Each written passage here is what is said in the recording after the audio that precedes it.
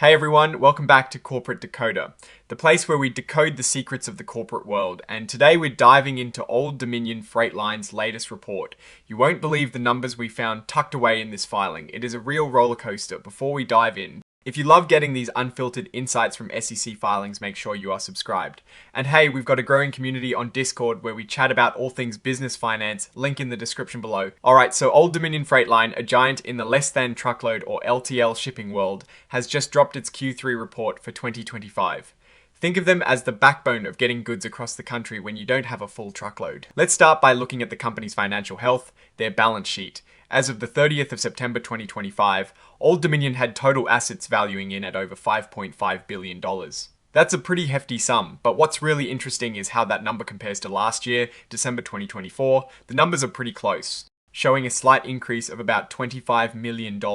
Now, where does all that money sit right now? They've got about $46.6 million in cash and cash equivalents. That sounds like a lot, but it is actually a big drop from the over $108 million they had at the end of 2024.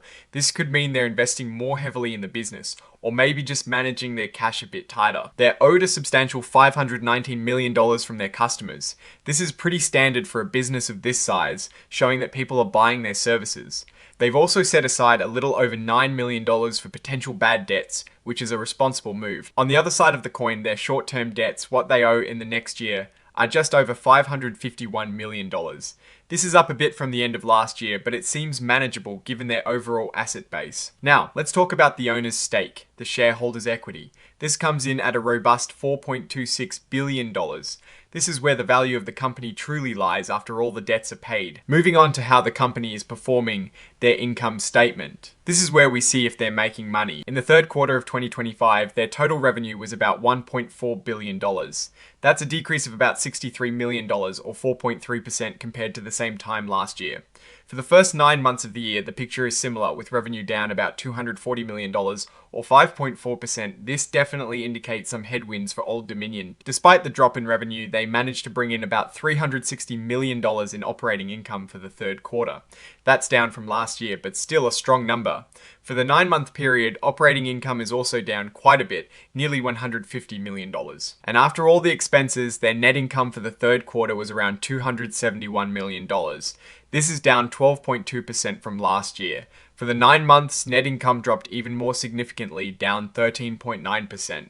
This shows that while they're making money, it is not as much as they were. For investors, this translates to diluted earnings per share of $1.28 for the quarter, down from $1.43 last year. It's a few cents less, but in the world of stock prices, every penny can matter. The 9-month figure is also down from $4.25 to $3.74. Why the dip in revenue? It seems to be a volume issue.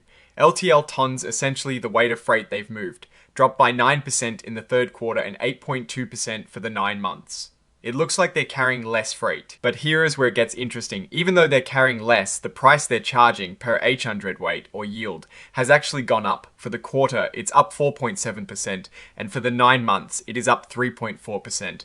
This means they're getting more money for each pound of freight, which is a good sign. Their pricing strategy is working. They're focusing on getting better prices for their services, which is a smart move when volumes are down. On the expense side, salaries, wages, and benefits are down slightly.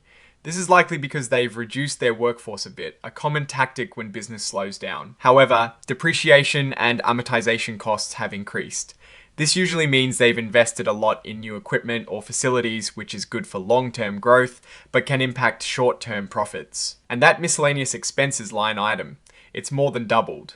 That's a pretty big jump and warrants keeping an eye on what's making that number so much higher. Now let's look at how shareholders' equity has changed. This is where we see the impact of profits, dividends, and share buybacks. Old Dominion has been actively buying back its own shares.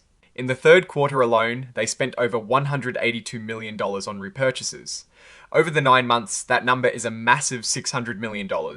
This is a way companies can return value to shareholders, making existing shares more valuable by reducing the total number outstanding. They also continue to pay dividends, handing out $58 million in the third quarter, and over $177 million for the 9 months. This shows a commitment to returning cash to investors. And how is the company managing its cash? Their operating activities generated over $1 billion in cash for the first 9 months. That is strong, but it's less than the almost $1.3 billion they generated in the same period last year. This aligns with the drop in profits we saw earlier. Their investments in the business or capital expenditures are significant. They spent over $358 million on property and equipment in the 9 months. While this is less than the nearly $585 million they spent last year, it still shows they are investing heavily for the future. Financing activities show a substantial outflow of cash, over $763 million for the 9 months. This is primarily due to those share repurchases we just talked about, and also some new borrowings under their credit agreement. Looking at their ability to pay their bills and fund their operations, Old Dominion has a few key sources.